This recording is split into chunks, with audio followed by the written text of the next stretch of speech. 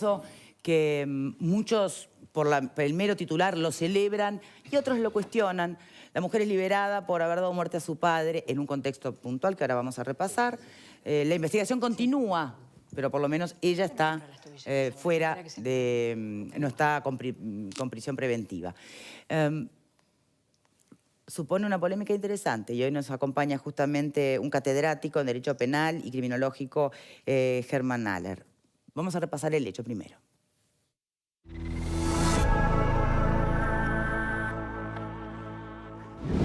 Tal como informáramos, el hombre de 51 años amenazó a sus hijas con varias armas, pero fue asesinado por una de ellas cuando intentó defenderse. El fatal desenlace ocurrió en la zona de La Unión.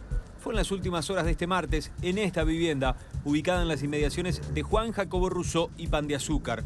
Según supo Telemundo, en base a fuentes de la investigación, el hombre llegó en estado de ebriedad portando un arma de fuego. A los pocos minutos fue en busca de su esposa, que salía de trabajar, pero dejó el arma en su casa. Cuando regresó al inmueble, preguntó por el revólver, pero sus hijas se lo habían escondido y no se lo querían devolver, aclaró la fuente. El hombre tomó un cuchillo y amenazó a las mujeres con que les entregaran el arma. Allí se produjo un forcejeo con una de sus hijas que terminó con el hombre apuñalado, agrega la información oficial. Esa herida le provocó la muerte, según constataron profesionales médicos en el lugar. El fiscal de homicidio Juan Gómez, que se hizo cargo de la investigación, interrogó a la mujer y este miércoles la dejó en libertad. Gómez dijo a Telemundo que aparentemente se trata de una legítima defensa.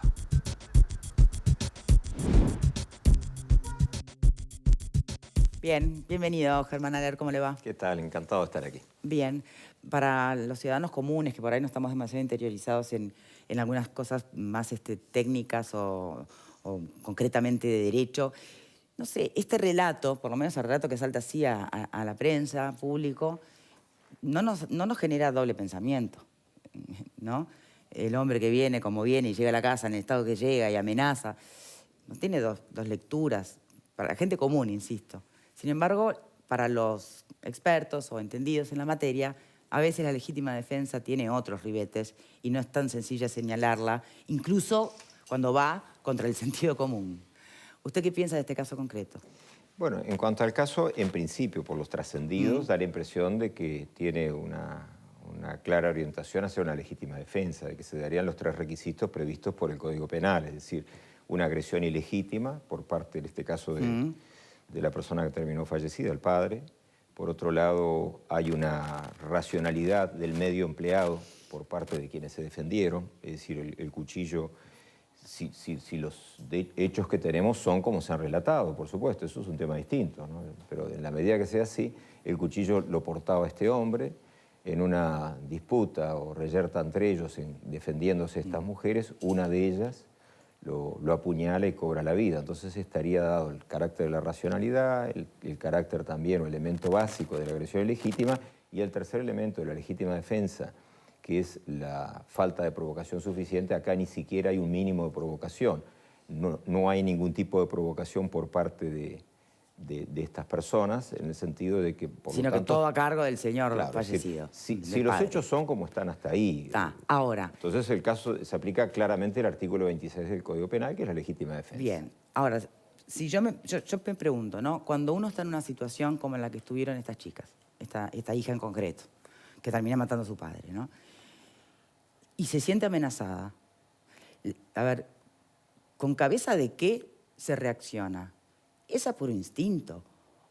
¿O te atraviesa el código en el momento a ver cómo haces para configurar legítima defensa? Bueno, porque adelanto que la respuesta es instintiva, ¿no? Entonces no tiene una dificultad muy profunda el concepto de la legítima defensa en sí misma. Sí.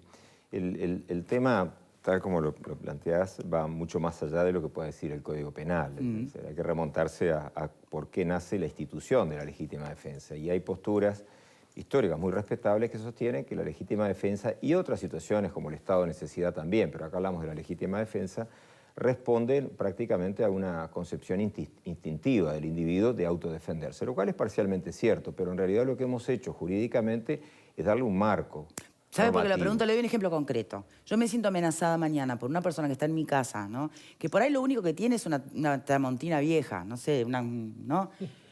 Pero yo, en los nervios y en el susto, lo primero que encuentro al lado es una estatua de mármol, que no es el caso, pero ponele que tengas, pesadísima, y se la logro partir en la cabeza. Me va a decir que ahí la proporcionalidad no me va a ayudar mucho a configurar. Pero era lo único que tenía, la estatua esa. Estamos en ese tipo de hipótesis, está muy bien el planteo, porque termina habiendo mucho mito urbano. El código, que es una herramienta genial, y citando a Martín Fierro, pero cambiando un poco la palabra, con el Código Penal y las moscas se me arriman, ¿no? El Código Penal, con sus defectos, que los tiene, pero en este caso hay que decir que está bien, básicamente bien. Se puede mejorar. El Código Penal en ninguna parte habla de proporcionalidad. Invito a cualquiera, vía el doctor Google, que no está doctorado, pero todo el mundo lo cita, que buscan en el Código Penal, por el INPO, por lo que sea. ¿La palabra proporcionalidad 26. No aparece? No, no aparece. ¿Y cuál es la que aparece tan parecida? Defensa, racionalidad. Racionalidad del medio empleado. Bueno, ya voy al ejemplo. ¿Es racional utilizar una estatua de mármol? No es lo mismo la racionalidad que la proporcionalidad. La proporcionalidad es un criterio estupendo, nosotros no lo rechazamos, interpretativo del Código Penal. Es una norma de interpretación, no es una norma escrita, y el juez la valora en términos de sana crítica.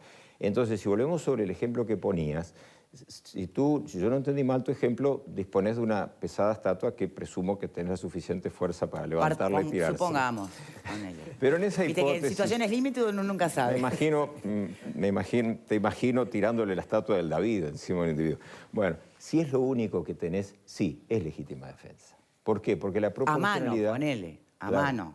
Sí, sí, lo único que tenés para defenderte. Sí. Y llevado a un extremo que uno utiliza mucho en las clases, porque a la gente le impacta, los estudiantes se quedan impactados. Si yo lo único que tengo para defenderme es una granada y no estoy en un lugar poblado donde vaya a matar a todo el mundo, una granada igual también vale. Y el bazooka también. Lo que pasa es que la gente no suele tener ni granada ni bazooka. ¿Y ahí qué hacemos con la palabra racionalidad? La racionalidad quiere decir, precisamente abarca, que es aquello de lo que yo puedo acceder, no tengo otra cosa, y es racional que defendiendo mi vida utilice lo que pueda. Ejemplos, por ejemplo, de racionalidad y no proporcionalidad en la jurisprudencia uruguaya. Perdone que lo interrumpa, no, está bien. porque tengo la estatua del David, siguiendo con la ridiculez del ejemplo, ¿no? Tengo la estatua del David. Es que me encantó ese ejemplo. Y también tengo una tramontina, pero me tengo mucho más fe para noquear a la persona con la estatua que yo con la tramontina que nunca la manejé. Yo advierto, no sé, en tu caso yo no estoy sponsorizado. Tramontina es una marca. Perdón, claro, estoy con una marca segura. Bueno, no, tampoco. Pero en la vida, mire, ni un peso si algo tenemos los penalistas dentro de tantos defectos, tenemos una virtud, sentido del humor. Bien. Porque es una manera de tratar los temas. ¿Cómo le puede pasar a...? La municipalidad de Firenze también manda muchas graras. Claro. Entonces, bueno, pero en concreto, ya que mencionaste esa marca... Sí, podemos salir del brete. Esa marca y otras son multiutilizadas en crímenes, es la típica. Sí, claro, pero yo no la sabría usar, como en España el cuchillo jamonero, por ejemplo, son los ejemplos típicos. Pero bueno, no, lo que tú planteas es que la persona se defiende con lo que puede y a veces ni siquiera tiene que seleccionar, manotea lo que puede. Ahí va. Y yo recuerdo un caso histórico hace muchos años, quizás algunos lo recuerden, fue no sé si en la ciudad de Maldonado o en Punta del Este, departamento de Maldonado, que una mujer termina matando a puñaladas a quien la estaba violando. Una persona que no solo la estaba violando, sino que era mucho más fuerte que ella. Y de hecho la mujer lo cribó a puñaladas. En un primer momento, en primera instancia, el juez entendió que había un homicidio por parte de ella, con ciertas atenuantes, pero homicidio. Pero el tribunal de alzada luego se inclinó por la tesis de la legítima defensa que yo comparto plenamente. Aunque le haya impartido, no recuerdo en ese caso si 20 o 30 puñaladas, el tema no es la cantidad, sino que la persona además sigue en un momento que es, en el que no puede tener un gran control de su mente, etcétera, sigue casi que con un impulso defensista. Y entonces lleva a cabo una conducta en la que se hubiese dicho, por ejemplo, bueno, pero con una o dos puñaladas, aún matándolo, no era necesario seguir. Pero no está en shock, te podés tabular en ese movimiento. El derecho penal debe prohijar la realidad.Nosotros no podemos vivir en un mundo de la ficción y en general diría que no lo hacemos. Lejos de lo que mucha gente piensa, vivimos empapados de la realidad. Y esa realidad es un principio fundamental del derecho penal, observar los hechos no con la parsimonia o la tranquilidad que tenemos hoy, sino colocándolos virtualmente en el momento y en las circunstancias en la cabeza de esa persona. ¿Y será que es más fácil para un fiscal imputar o para un juez decidir y resolver si además la víctima, en este caso, tenía antecedentes penales?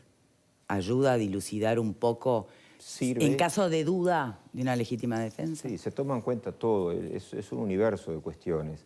Igual, por supuesto, el hecho de que una persona tenga antecedentes penales no autoriza que nosotros cobremos su vida. Aunque sea por No, el no, peor está de los claro. Voy homicidios. simplemente ante una Bien. duda...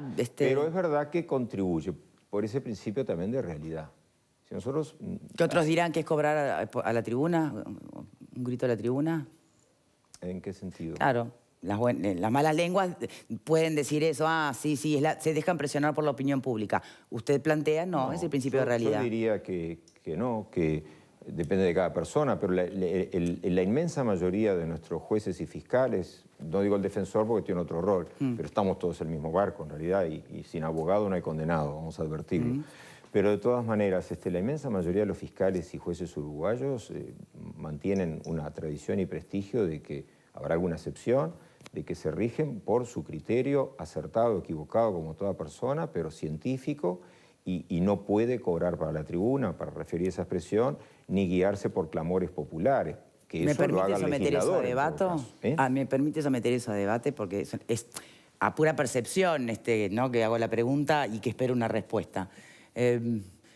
Principio de la realidad, o en algunos casos, Alfredo, estoy acá. ¿Estás en clase o estás...? ¿Estás en clase o estás...? Estoy procesando lo de Ale. Principio de realidad rige mayormente, o en algunos casos te parece que el clamor popular ante la realidad tiene un peso no deseado en la decisión de los jueces.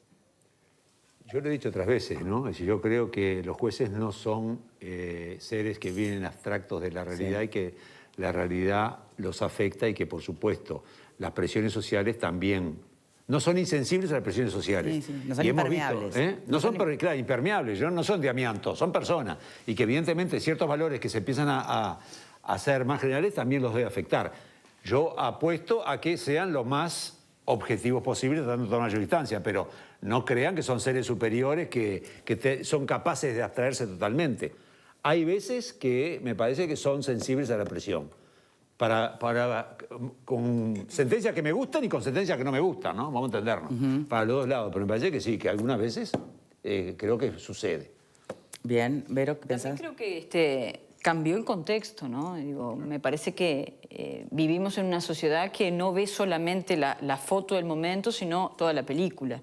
Y creo que el sistema judicial, en algunos casos, no en todos, a veces hay algunos que nos siguen llamando la atención, pero en algunos casos creo que se ha ayornado con respecto a eso.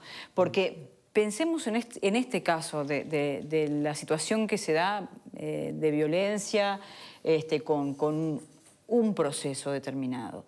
En otra circunstancia, no sé si hubiese liberado a la persona. A ver, permitime algo que acabas de decir. Sí. Dijiste, estamos en un momento de subjetividades candentes y por lo tanto uno no ve la foto, sino, dijiste tú misma, toda la película. Mi pregunta es, ¿no será que terminamos al final viendo siempre toda una película que tal vez no es la propia, sino la ajena? ¿Se entiende a lo que voy?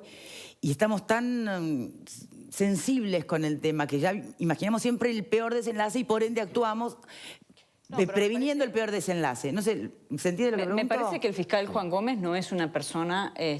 no pensando en el fiscal Juan Gómez, pensando en cómo reaccionamos nosotros. Estoy hablando del caso concreto y de cómo el sistema judicial también va cambiando su manera de ver, y ya no es solamente aplicar el código y ver si la persona... También pasa con el tema de la delincuencia. En algún momento se decía que tenía que configurar de esta manera, de esta manera, de esta manera. Eso se ha ido flexibilizando. Voy pensando en cómo te defendés, Vero. Olvídate del caso concreto. Pensá en cualquier persona que por ahí puede terminar eventualmente cayendo en la figura de la legítima defensa, ¿no? ¿Ve la foto o ve la película? La que pasamos en la televisión todo el tiempo, en los noticieros, ¿no? Los desenlaces trágicos. ¿Estamos midiéndonos o ya estamos demasiado subjetivos y sensibles? ¿Qué pensás, Pepe? Concretos, ¿no? 18 personas muertas, mujeres muertas en lo que va de este año, es un hecho objetivo, inobjetable y lamentable. Es decir, que creo que hay una percepción clara de la realidad y también, como decía Alfredo, seguramente hay una influencia de lo que está ocurriendo. Y por otro lado, un simple comentario que ante un hecho tan atroz, doblemente víctima de esta mujer, porque además termina ultimando a su padre. No es un desconocido que entró a su casa, ¿no? Sí, claro, vos, está bien que lo aclares. Ahora, es clarísimo que no creo que nadie esté pensando que la mujer está gozando en algún punto. No, seguro que claro que no, lo damos por descontado, ¿no? No, Que la digo lo decisión que tiene trágico, tomar que lo convierte en contra un doble montón víctima, de... además. Sí. Víctima de la agresión y víctima, en definitiva, porque, bueno, en legítima defensa, ultima ni más ni menos que a su papá. Sí. A mí me gustaría, aprovechando que está Germán acá, y que deberías dedicarte a la docencia, Germán, porque sos muy claro. Te voy a hacer caso. Bueno, hay un asunto sobre el cual, en el artículo 26, que yo no termino de definir, porque por un lado habla de la defensa de ser de persona y derechos, ¿no? Y ahí es cuando se mete, que nunca lo tenemos del todo claro. Obviamente, si alguien viene y pone en riesgo tu vida o la de tus seres queridos, parece como que a todo el mundo nos viene la clara idea de la legítima defensa. Ahora, ¿qué pasa cuando se trata de defender la propiedad, verdad? Ya no la vida, sino distintos objetos que son de uno y le pertenecen a uno. ¿Y cómo se mide? Y a propósito, ¿la legítima defensa aplica solo en la casa? Que es otro asunto, ¿no? El famoso dormitorio, Central Park. Es decir, ¿dónde estamos parados si es que se puede establecer desde ese lugar alguna mirada específica? El problema es que estamos en los medios y es muy poco el tiempo para contestar todo eso, pero... ¿Querías dar una clase? No, yo de clase estoy un poco podrido, llevo 35 años dando, pero... Alumnos, no se lo tomen personal, lo digo No, los por dejé decir. haciendo un parcial. Están haciendo Quedaste un parcial horrible, ahora. Aler, con los alumnos. No, les puse un parcial ahora. Ah, están venir aquí. ocupados, está perfecto. Ya se lo había puesto antes. Después se van a enterar, pero es así. No, varias cosas, Alejandro. Son distintos temas. Por un lado, el hecho de lo de la casa, no. Lo de la casa es simplemente un ámbito resguardo donde tenemos una presunción de legítima defensa que es relativa y que decae rápidamente ante cualquier exceso. Es decir, que es un poco engañoso lo de la presunción y en derecho penal somos muchos los partícipes de que ojalá no hubiese presunciones, lisa y llanamente. Porque rápidamente devienen nada y la persona incluso puede actuar convencida de que en mi casa puedo matar, tengo una licencia para matar, en casos donde era evitable, donde no tenía por qué matar, y cree que actúa autorizada por el derecho y no es así. Y da lugar para equívocos que terminan en sanciones, por cierto, muy graves. Pero en la casa lo que hay es una presunción relativa. Eso es un capítulo. El otro tema, claro, vos me planteabas además de eso temas que guardan relación con toda la parte filosófica de la propia legítima defensa. El Instituto de la Legítima Defensa es un reconocimiento de la persona de ejercer un mecanismo frente a un ataque que es injusto y que en cierta medida viene enrabado con la idea de que todos hemos hecho dejación de parte de nuestros derechos e incluso del ejercicio de la violencia en que hay un sistema operativo, entre otras cosas, instrumentado por la policía. Si está todo enrabado a las posibilidades de esos circuitos de protección. Por ejemplo, no sería legítima defensa que yo salga a perseguir y tratar de encontrar y darle una paliza a quien me ha atacado o robado algo, porque eso sería justicia por mano propia o directamente otro delito. Y tú planteabas un tema que siempre es muy interesante, que es el cruce de bienes jurídicos. Claro. Es decir, si yo quedo legitimado para privar de la vida, para matar a alguien, porque atente contra mi propiedad, el honor, o libertad, etc. La respuesta no es en blanco y negro, porque hay que ver cada situación. ¿Cómo sé que En de mi principio, propiedad no va a por mi vida? Bueno, exactamente. Un tema es decir, yo me defiendo de una rapiña en la que el individuo me está amenazando con un arma clara, inequívocamente, que siento peligrar mi vida. ¿Y de qué me estoy defendiendo realmente cuando termino matando al otro, para no hacer un caso que sea largo? ¿Me estoy defendiendo solo del hecho del arrebato o estoy defendiendo mi vida? Entonces ahí el cruce de bienes jurídicos es hasta discutible. Estoy defendiendo las dos cosas. Pero si lo extremamos, el individuo que tiene un supermercado, una provisión, un comercio, y ve que le están hurtando y saca un arma de fuego y mata al individuo, obviamente que no es legítima defensa.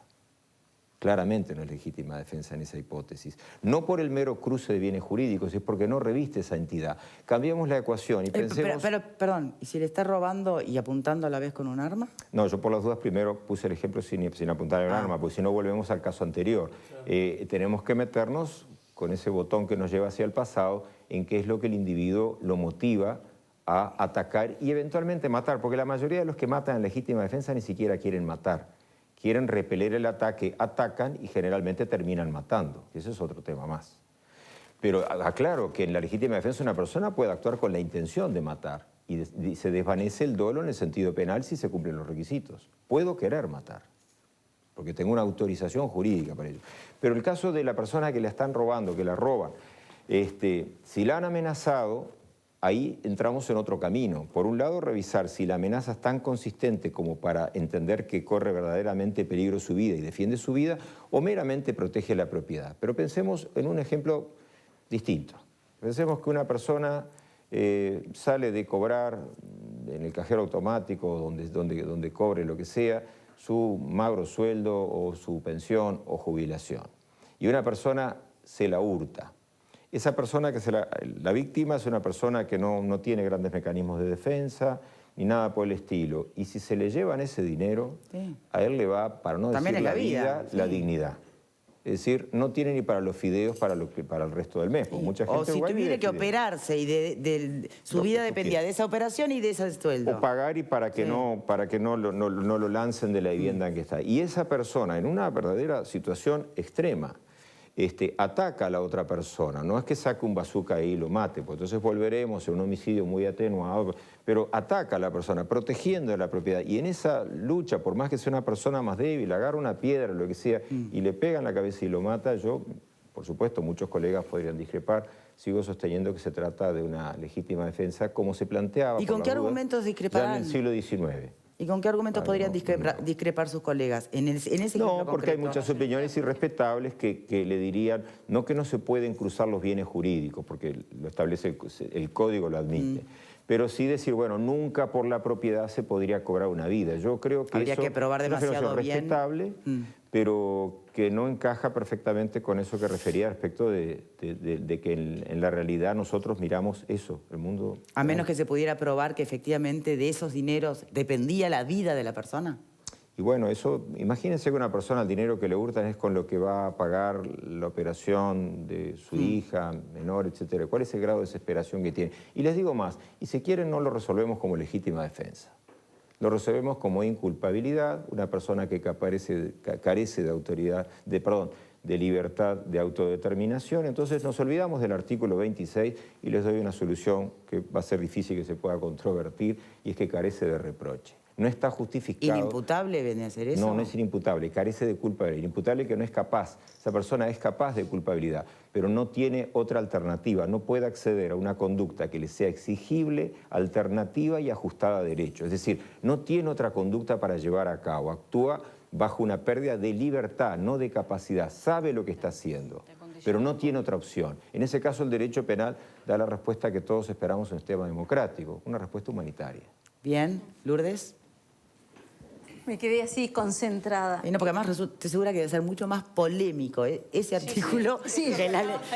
Otro día viene para hablar de... Lo polémico para mí es normal. La justicia humanitaria ya abrió toda una brecha. Mi vida es la polémica, así que... pero no va a haber tiempo. Terminemos con este tema y otro día le llamamos, Lourdes. ¿Qué querés que te conteste? Porque hablamos de tantas si cosas. querés preguntarle algo concreto, o si a ti, por ejemplo, las polémicas que a veces van en torno a este tema te parecen necesarias. Le voy a hacer una pregunta concreta. Siempre entendí que, que estoy aprendiendo un montón ahora de la legítima defensa, es eso, cuando es quizá efecto sorpresa, me tengo que defender y actúo quizás sin razonar.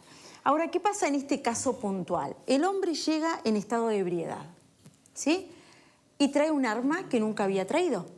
Las hijas lo ven y lo esconden. Él va como todos los días a buscar a su esposa al trabajo. La pregunta es, ¿nadie le avisa a su esposa, papá llegó en estado de ebriedad y trajo un arma? Viene y reclama el arma y ahí es donde se da esta situación. ¿Qué hubiera pasado en el caso que hubiera sido un hijo varón que mata a su madre? Yo carezco de sexo cuando hablo de derecho. Es igual. Siempre fue igual. Está bien. Por lo menos desde 1764 con Beccaria es igual. No tenemos nadie en el mundo del derecho va a poder dar otra respuesta. La legítima defensa, el estado de necesidad, el cumplimiento de la ley, el artículo 30 del Código Penal no refiere ningún tipo de...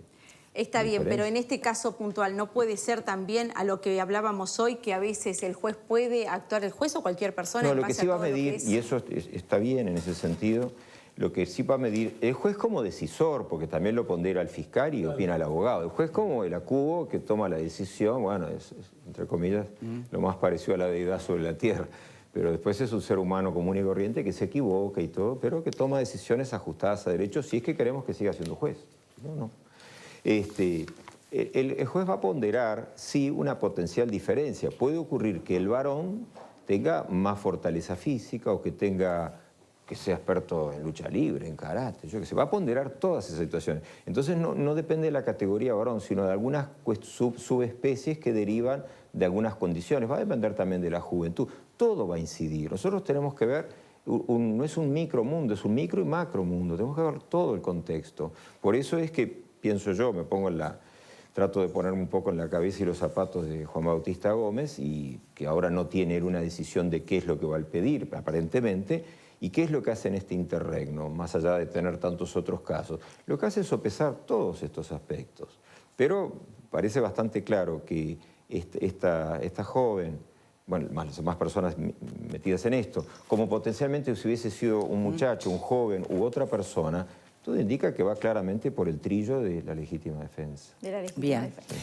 Rodríguez Pupo. Yo quiero aprovechar la presencia del colega para sacarme un gusto, hacerle una pregunta, porque uno vio derecho penal hace 40 años, y yo me acuerdo de que había la legítima defensa, era una exoneración de imputabilidad o una causa de justificación, como usted lo dijo, pero también había un instituto que era la legítima defensa impropia o incompleta, que podría ser una figura cercana.